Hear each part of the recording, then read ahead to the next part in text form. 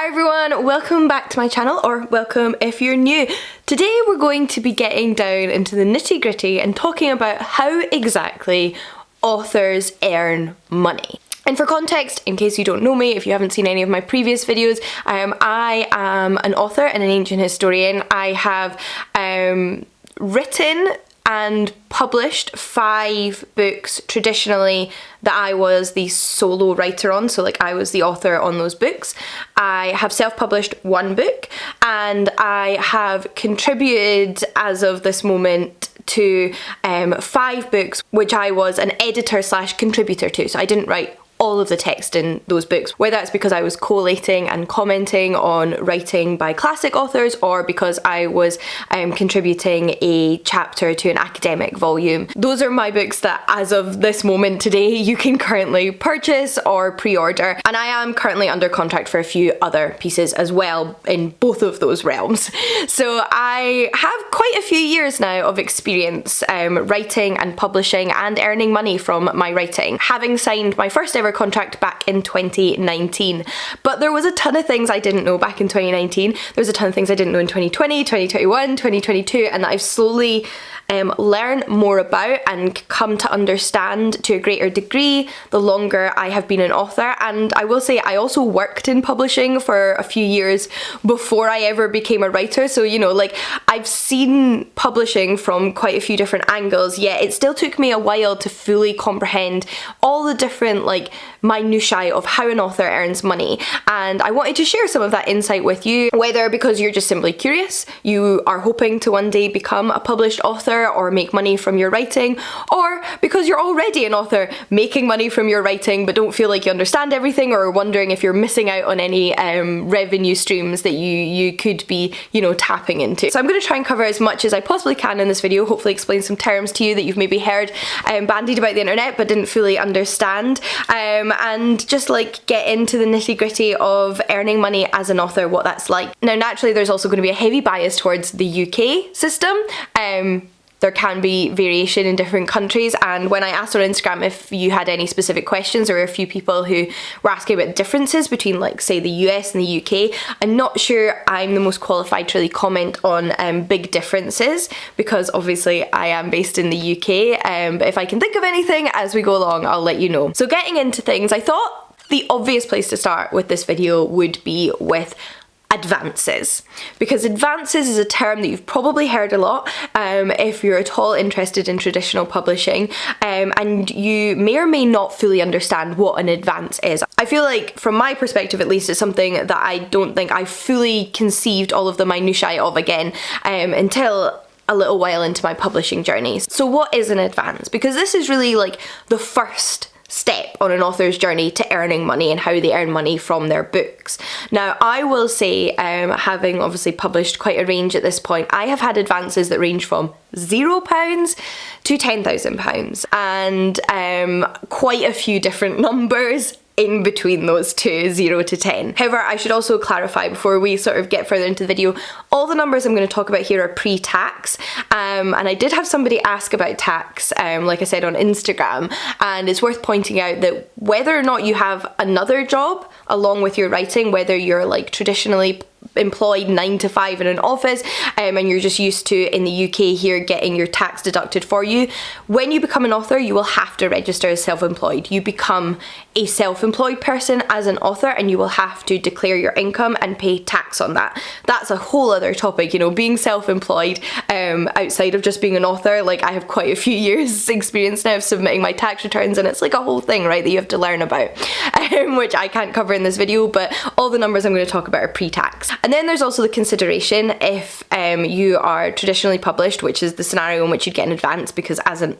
self-published author you're not going to get an advance. An advance is something that a publishing house gives you. The likelihood is that you are also going to have agent fees. So if you're traditionally publishing a book with a publishing house, the likelihood is that you have an agent, and it was through that agent that you got your deal. That's not always the case, but that is one of the most common routes, especially with fiction. That agent is also going to have fees, so that could range from sort of like 10, 15 to 20%. So I'm just going to use £10,000 as an example throughout this video, because because it's like a nice easy round number to do maths with. If you have an agent, for example, who's taking a 15% cut, as they rightly should, because an agent does an incredible job, an incredibly important job, and is like a big part of, you know, sort of like author care, making sure you get that best deal. So, you know, they might be able to get you a higher amount in the first place, looking at all the legal minutiae of everything and just like representing you and being in your corner. That £10,000 obviously becomes 8,500. So that's the number we're working with after your agent takes their part. However, as much as that sounds incredible, right? Like, when I hear that number, £8,500, when I hear £5,000, when I hear £4,000, when I just hear like this chunk of money, right, like thousands of pounds that's going to be mine, that someone's offering to give me, that sounds amazing, and it is awesome. Like, someone is giving you money for your work, they believe in your work, and that is really an incredible thing. It's important to remember you're not going to get that money as a lump sum, and I think that's where one of the first most common misconceptions about advances comes. So again, I'm going to work with my 10,000 number, but we're going to say this is a £10,000 after agent fees. So it was a higher advance in that your agent's taken their portion, your portion is 10,000. Because again, easy maths, and I am not a mathematician. You are never going to just be given £10,000.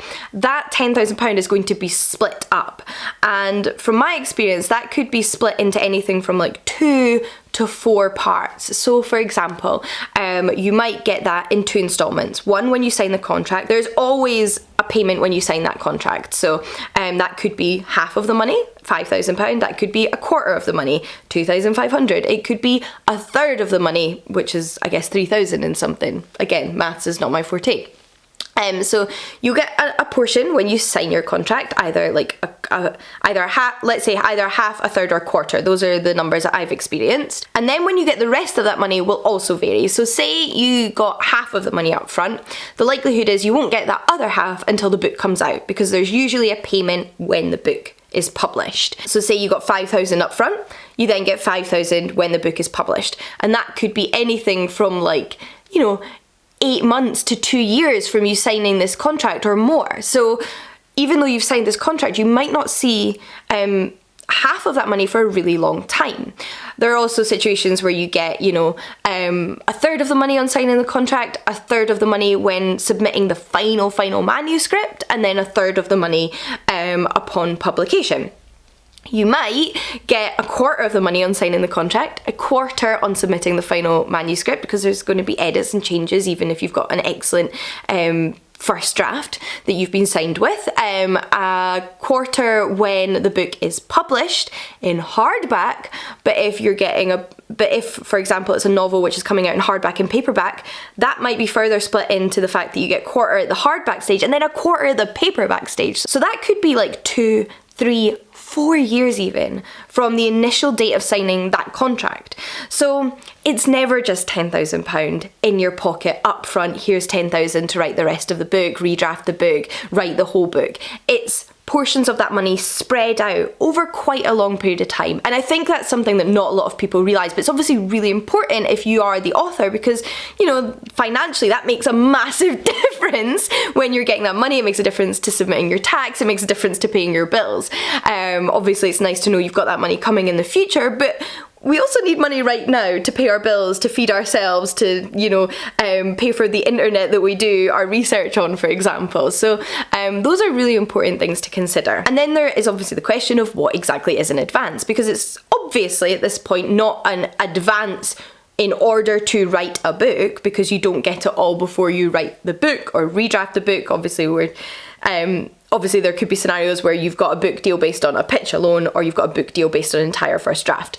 But what an advance is an advance on your royalties, which is also where it's worth pointing out that there may be occasions where you don't get an advance. For example, with very small independent publishers, they might not have the capital to give you an advance, as opposed to a really, really big publishing house, which means that you have no advance on your royalties. Although in that situation, I would hope that you're getting a really good royalties rate, and we'll get on to royalties in a minute. And there also might be a situation where you get paid one lump sum and don't earn royalties. So in that case, it's not really an advance on royalties, it's just a lump sum of money. So whether that is fair or something that you should sign up for is another reason why agents are really important to advise you on these kind of situations. So those are also worth bearing in mind. But say that you've signed a contract with a sum of money, which is an advance on your royalties. Again, we're working with £10,000. So what that means is a publishing house that has picked up your book believes that they can make at least that much money from sales of this book. They might expect to make way, way, way more, and they're, just sort of like starting at a lower amount, especially if maybe you're like a new author, for example, or for other reasons. But obviously their businesses, they're always hoping they're going to sell more and make more. But this is the advance on your royalties. So when you start getting royalties from selling your book in the bookstore, again, we'll get onto the minutiae of royalties soon, and you get your royalty statement and say you've earned £7,000 in royalties, you're not going to get that £7,000. You've already been paid that £7,000 as part of your advance. You will not start getting paid royalties until you have earned out your advance. So again, if it was £10,000 that you received in as an advance, you're not going to get any additional income from that book until you have earned out that first £10,000. So that isn't money in addition to royalties, that is an advance on your royalties. So it might take you 3 months to earn out that £10,000, it might take you 6 months, it might take you a year or 2 years before you earn out that initial advance on book sales, and that's obviously hard to predict. But once you do earn out that £10,000, any royalties you earn thereafter will be yours, and that is probably when we should start talking more about royalties. So royalties are like the biggest potential source of income directly from your book that you can earn, because you could just keep selling books forever and keep earning royalties. So again, when you sign a contract for a book, you will get a royalties rate. And again, this can really, really vary. It could be 5%, it could be 10%, 12%, 8%, 17%, 20%, 25%. So again, I'm just going to throw a number at you. It might be 10%. I think 10% is quite standard and quite common. But there are going to be things that change the likelihood of what you get. So again, like I said, if it's a small independent publisher that didn't give you an advance, I would personally hope that you're getting a bigger royalty rate, because they've got to make that deal appealing to you. And worth bearing in mind is if you didn't get an advance, you obviously start earning your royalties as soon as you start making them. Now again, publishing houses will vary. The standard is probably twice a year. So you'll get 2 statements, one every 6 months, with your royalties in it, and that's what you'll get paid. But again, it can vary. I, for example, have one publishing house which gives me a royalty statement every quarter rather than every half a year. So that's potentially 4 times a year that you might get paid. But back onto the royalty rates. So say you're getting 10%. Once again, if you've got an agent, they will get their cut of that, whether that's 10, 15, 20%. And of course, worth bearing in mind is that is not 10% of the retail cost of a book. So say a novel is £9.99, that doesn't mean that every copy of your book that sells, you get £1, because there are upfront costs of printing that book that have to be subsumed. So this is about what profit that book can make whilst in a shop. And it also means what a buyer pays for a book can change what you earn.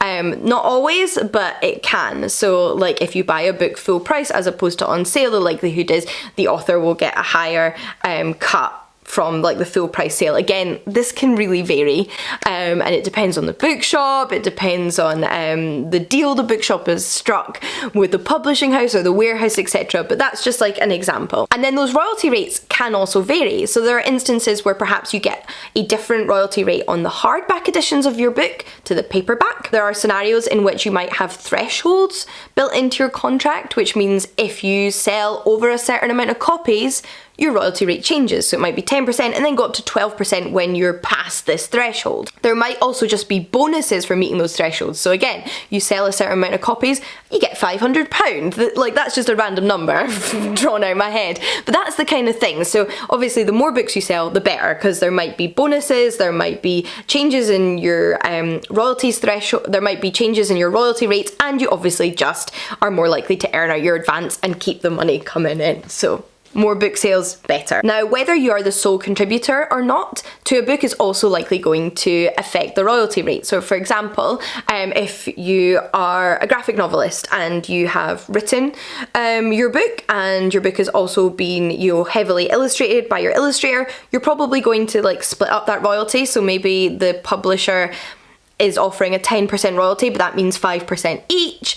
You might have co-written something, again, that's going to divide up the royalties or change the royalty rates. These are things that an agent can obviously negotiate for you, but might impact what royalty rate you get. I cannot say for any certainty what every book gets or what you might get. Obviously things highly vary, but those are just like things to consider. And similarly, who you are can very much affect the advance that you get. Like I said, an advance is sort of like, you know, an investment in your book. It's an upfront payment on the royalties that a publishing house is giving you. If you're a celebrity, if you're Michelle Obama, if you're Prince Harry, if you're Paris Hilton, a publisher knows that you're likely to sell a lot of copies. They want your book. They're like, yeah, this is a money-making machine. Have £1 million. Do you know what I mean? Most ordinary people are not going to get those kind of advances. They're not even likely to get like 100,000, 200,000, £70,000. Those are big numbers, and those kind of advances are the advances that you often hear about, right? Like those are the exciting ones that you see in the newspaper or in the bookseller or on Twitter. Those are not the average advance for a book. An average advance is naturally going to be a little bit more cautious than that because there's no guarantee of sales. However, a publishing house might really feel like this is going to be their big lead title. This is going to like cause a storm in the market. This is going to be on everybody's wish list. This book is just what everybody wants based on like current trends, current predicted trends, etc, etc, and they like really think, you know, this is going to sell a lot. In that scenario, they might also offer a higher amount. There are debut novelists who don't have profiles, who aren't celebrities, that do get really big advances. It happens, but it's not the norm, and I think that's worth bearing in mind. You know, like thousands of books are published every year. Most of those people are not getting offered 50, 100, 500,000 pounds. You know, they're getting offered 5,000, 6,000, 10,000, 15,000, maybe 20,000, I don't know. And I also think this is one of those areas where it definitely varies based on country, and I can't necessarily speak to that. So I have a perception that in the US, advances seem to be at least slightly higher than in the UK. That is solely based on the advances I know of US authors having gotten, and I have like seen US authors and publishers talk about online. But again, I could just be seeing, you know, like the big ones. That doesn't necessarily mean that on average it's higher. If it is higher though, I also do believe that the average salary for a household or individual in the US is also higher. So I'm assuming there's correlation there, right? Money genuinely means different things in different places, and amounts of money mean different things in different places. You know, I have no idea what you're going to earn if you get a book deal in the US. I don't know what you're going to earn if you get a book deal in Australia or the Netherlands. Like, I don't know. I can't tell you. But on the topic of the international market, shall we say, there are other situations in which you might get further income from your book aside from royalties. Now, of course, if you sell a book in the US that somebody buys from Blackwell's in the UK online because your book's been published in the UK, you're going to earn your royalty from that. But you may also get further advances, likely smaller than your first advance, from foreign rights deals. So, you know, a German publisher might decide that they want the rights to publish your book in Germany,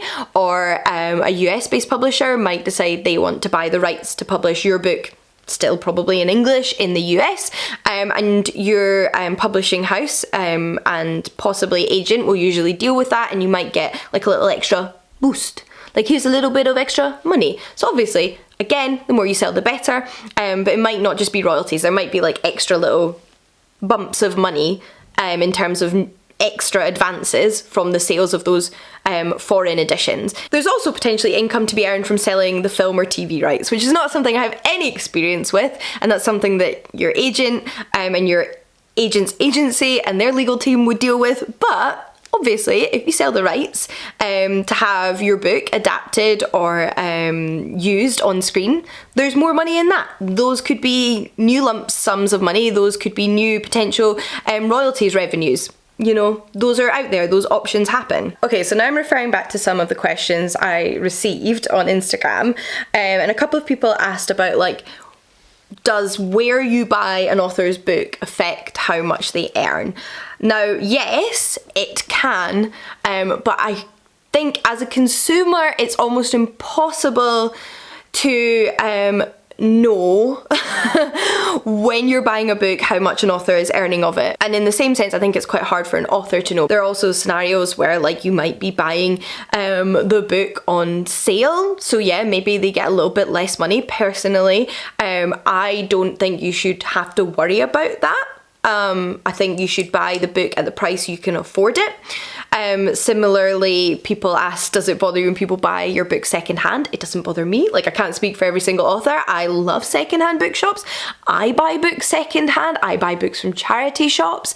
I don't think, personally, as an author, as somebody who's put their work out there, I can demand a certain amount of profit from every copy that somebody reads. Like, then I'd have to start saying, don't you dare lend your copy of your book to a friend. How dare you share your copy of Egyptian myths with your niece or nephew? Buy them a new one.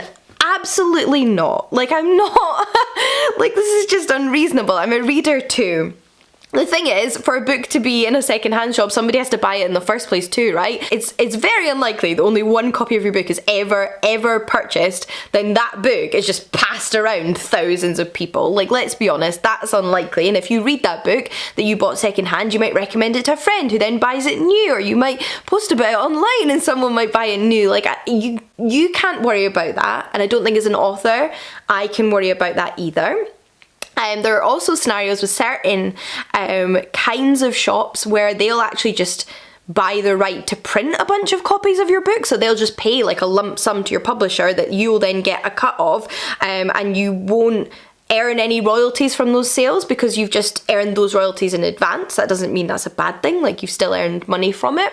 There's also returns. So, you know, if you buy a book and you return that book, or bookshops order stock of your book but don't sell those copies and decide to return them to the warehouse, which is something that can happen, you will obviously not get to keep those royalties or those sales figures. So one thing is, when you get your royalty statements every quarter or every sort of half a year, there will usually be a percentage of your earnings kept back. So say you've earned out your royalties, you've earned out your £10,000, you've earned another £5,000 that you're due.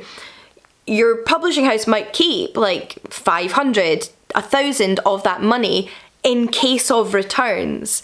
So there's always like a little bit held back as like a buffer, so that obviously you don't have to get that money and then give it back to them. Hopefully that doesn't happen, especially to that high a number, but it's something that as a safety net the publisher does. You do typically earn royalties from audiobook sales and ebook sales, and those rates might actually differ. So like I said before, you might earn a different rate of royalties for hardbacks and paperbacks. You might also earn a different rate of royalties for an audiobook. You might earn 20% for every audiobook bought. You might earn 15% of every ebook bought, for example. You might earn 7% for every ebook bought. These are all things that are going to be stipulated in an individual's contract, and you can't assume that one author's contract is the same as another author's contract. So again, it's hard to worry too much, I feel, as a reader, about those little minutiae. I think every copy that you buy, whatever form that is, and read, you are supporting the author, and that includes library copies, because as an author, at least in the UK for certain, and likely other places too, and that's something that I would recommend researching depending on where you are, you earn small royalties from library loans. So this one I really want to highlight to existing authors that don't know about, because I didn't know about this for like the first year or two of being an author, and it's something that you actually have to register yourself for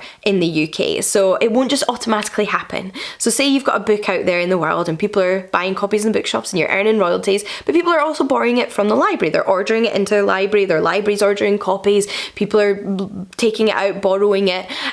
There's a potential to earn royalties from that, but it doesn't happen automatically in the same way that your regular royalties were, because it's dealt with through the library system. So you need to go and register as the author and royalty earner of those books on two websites. I would recommend if you're in the UK. There's the PLR website and the ALCS. Now again, I don't understand every single literal intricacy of how these systems work. What I know is that an author, you need to go on those two websites, at least if you're in the UK, worth checking out if you're elsewhere, and also checking out if there's similar websites if you're elsewhere, and register an account, as well as register your books and register yourself as the royalty earner of those books.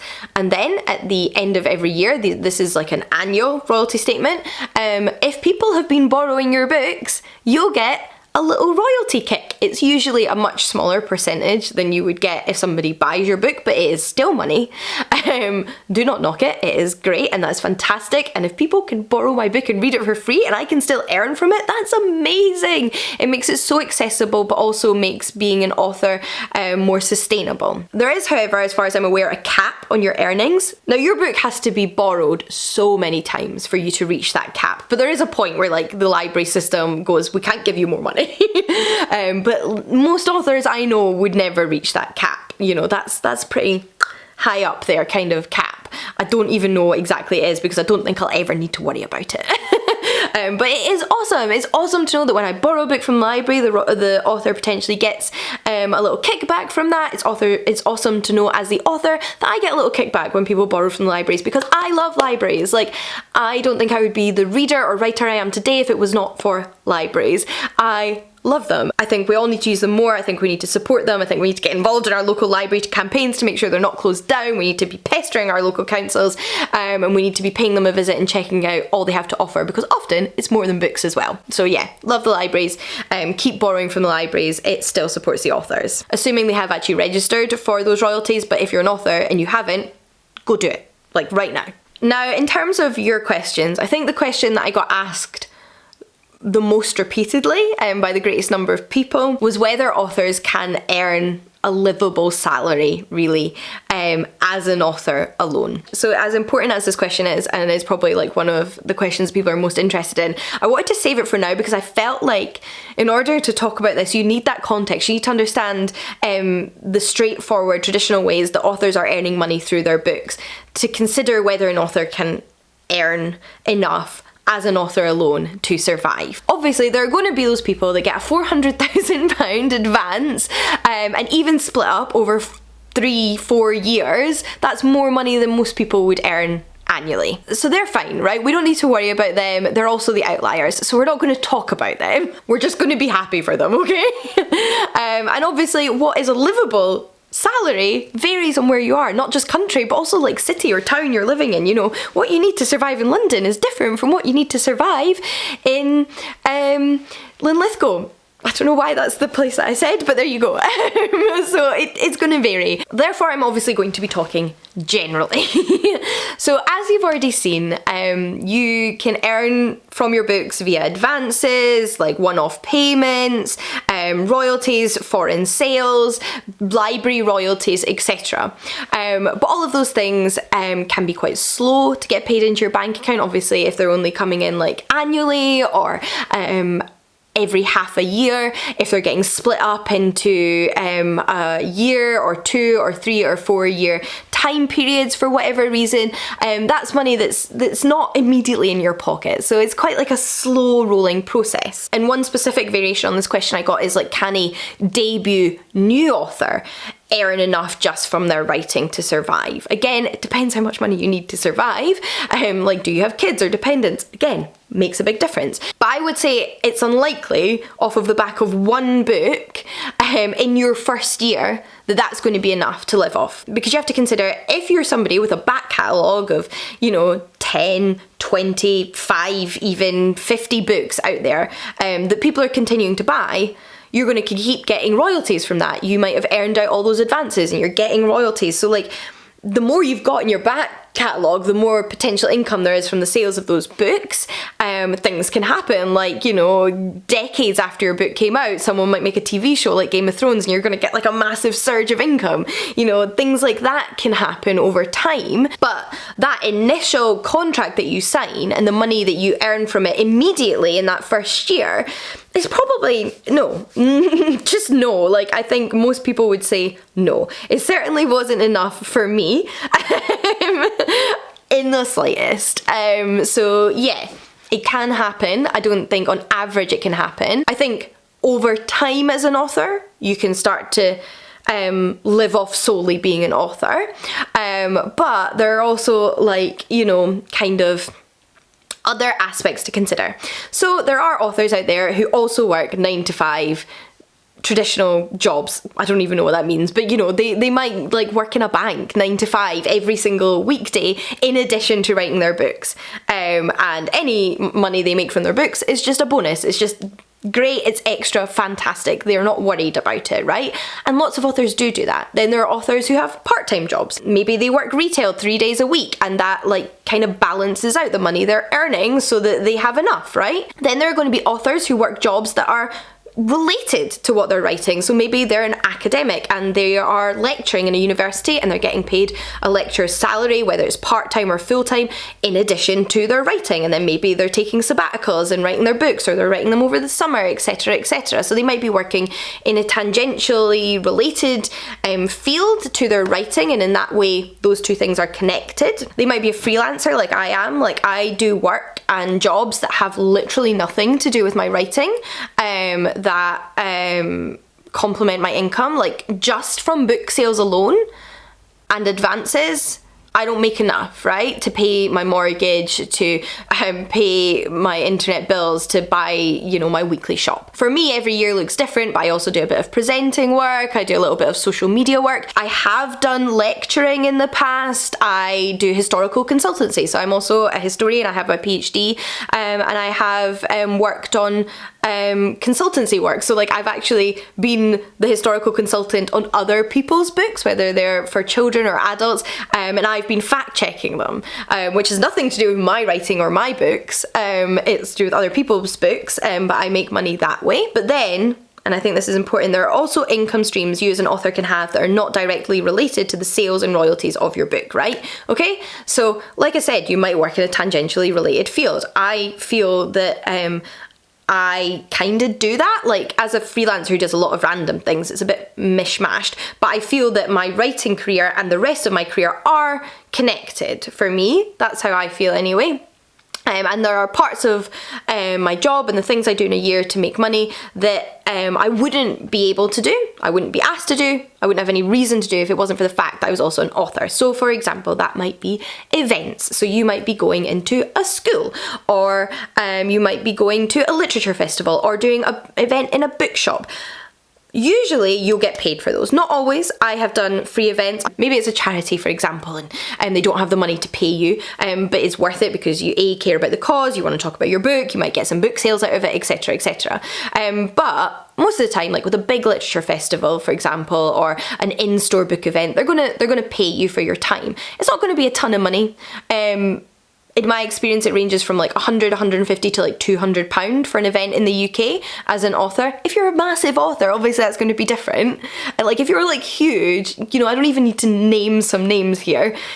People are going to pay you more money to come, right? Because it's going to get more people in their door. Now, of course, unless you're doing an event every couple of days, that's also not going to be enough money. But you know, that is a part of income. And in that, depending on what kind of stuff you write, you might also be teaching. So I know writers that do writing classes, who teach writing skills, who teach workshops on writing. I've obviously been a lecturer, which is more related to my work in academia and my PhD than it is like my children's books. But if your writing is predominantly adult non-fiction in your area of expertise, then you could argue that lecturing or occasional one-off guest lectures are connected to your books as your career as an author. You might also be writing shorter form things, so you might be writing articles that are in some way related to the books you're writing, but they're also obviously part of your career as a writer. Like, you're writing, so you might be writing for online articles, you might be submitting short stories to things, you might be writing pieces for newspapers or online blogs. In my experience, if you do an interview where you're being interviewed, you don't really typically get paid, because, you know, that's like part of the promotion of your work. But like, if you're also writing smaller things on the side, you're going to get paid for them, right? Like, and you can keep submitting to magazines. And if you're looking to get started as a writer, those are great things to do as well. You don't need to have like a published book out there to write short stories or submit poems or articles to magazines or online websites, etc., etc. And that's something you should be like looking out for. Like, look at your favorite magazines, look at your favorite websites. Like, are they looking for pieces? Are they open for submissions? Are they open to pitches, etc., etc.? So those are all things, obviously, as a writer, you can also be doing that is earning you money. So all in all, do I think it's possible for being an author to be like your sole job? Yeah, it's possible. I think it takes a lot of work.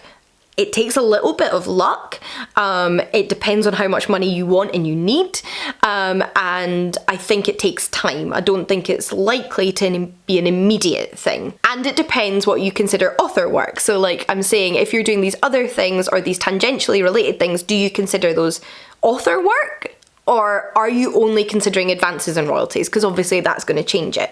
But hopefully understanding how an author gets their money gives you a better understanding of how an author might earn enough money or not earn enough money, as is often the case. Because I do think probably, I'm probably biased here, that the average author deserves to earn more than they do, to be perfectly honest. Like, I think any kind of art that people enjoy or learn from that there is out there in the world is really, really important. And like with any artistic career, any like humanities or liberal arts related career, there is a lot of undervaluing that goes on in our world. But before I go, I do have one last topic to cover, and that is the difference in self-publishing and traditional publishing, because I was asked about that. I think again that some of what I've covered is going to have kind of elucidated some of that already for you, because I think you can, like, you know, gather how it might be different. But just to touch on some of the main points here, as someone who has self-published as well as traditionally published and also loves self-published books and has some of their favourite books in the self-published world, I'm going to touch on that quickly. So obviously, as a self-published person, there's no advances.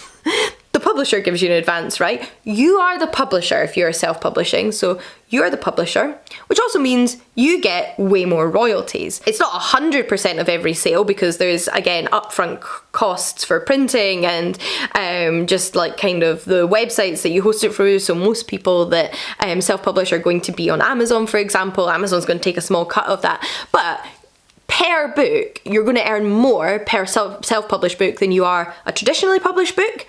But there is obviously the fact that you are not just the author in that case. You are the marketing department. You're also the marketing department. You're your comms, you're your sales, you're your editorial to a certain extent. You are so much more than just the author. So if you consider the fact that all those people get paid in a publishing house, of course you need to earn more from your self-published book because you're doing more.